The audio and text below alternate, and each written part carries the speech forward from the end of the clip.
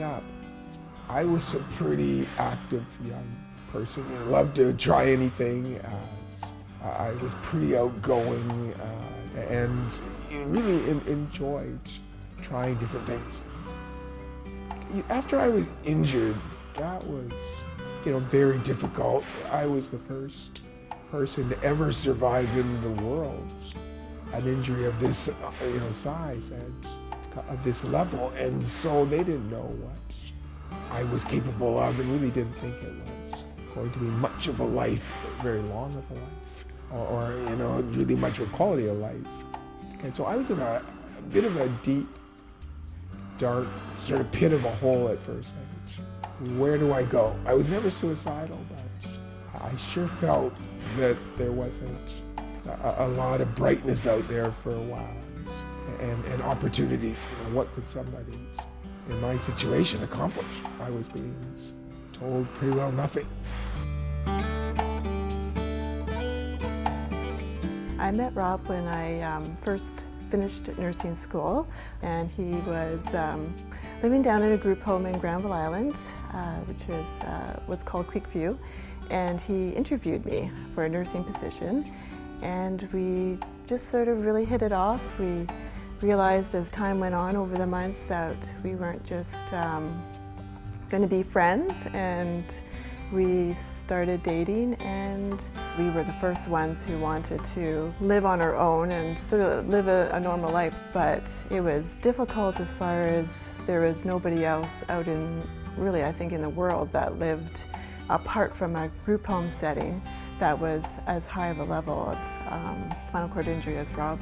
And we had to fight for that, but it was very well worth it. And it was the only way to do it. And we just grew closer, and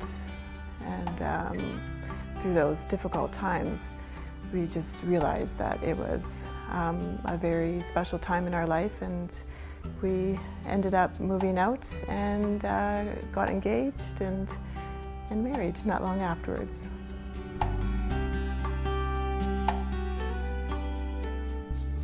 When I met my wife, Sarah, she just opened my eyes up to really what was possible, and she was willing to support me and support our lives together going after more, to think outside the box, to stretch the boundaries of what was possible. Back then, it was such a different world than it is now. So if he followed what other people told him was possible, the doctors and such, his life would have been finished in not even a year or two. So he just didn't believe in that, and he believed that his life was worth more and that he could do more, just take day by day. I started looking at what some other people that maybe didn't have as tough of an injury, as high level of an injury as I did, and I was looking at what they were doing, and I said, I think I can do that. I can hang out with my friends and go to family dinners and enjoy being at the beach. Even though I couldn't swim, I could enjoy watching people swim and just being more involved.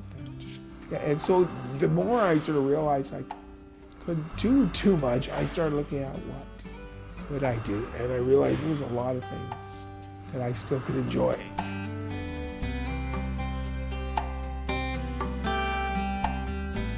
Earlier years with the girls were so special.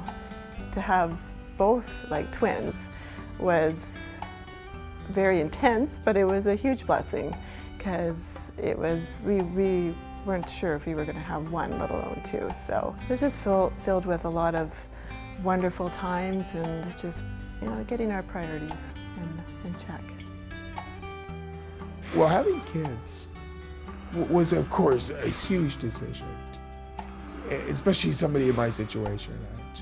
I did a lot of soul searching before we decided to go ahead and try to have our own children. And the big thing I wanted to resolve or understand was, can I give my children the life they deserve in many ways? And I thought about what my dad gave me. And yeah, he taught me how to kick the soccer ball or how to ski and things like that, which were important. And I thought, well, I can't do that as well. But there was ways that I could be involved in their lives, actively, but also I think the thing that I came to, or that's the realization I came to quite quickly, was that what was important to me growing up was my dad could give me love and support and safety and strength. He was there, a very strong role model in my life, and that's what I look for. And I thought, I can do that. It doesn't matter I'm in this situation. I can give that emotionally, and so that helped me realize that. I think those are sort of the most important attributes that you can give your children, and that's what I worked hard on, making sure I delivered that.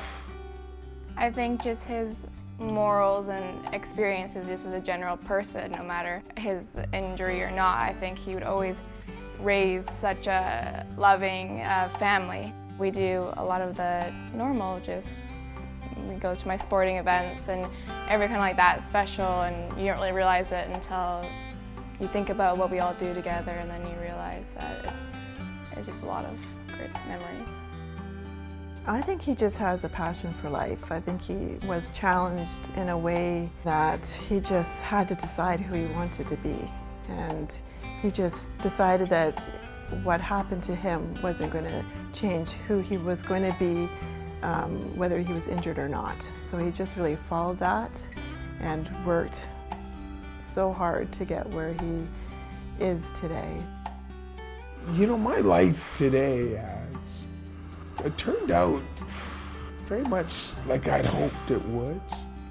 Obtain a wonderful relationship with my wife, and to have a family and have a job that I'm very passionate about. I love working for the Rick Hansen Foundation. They allow me to be very creative.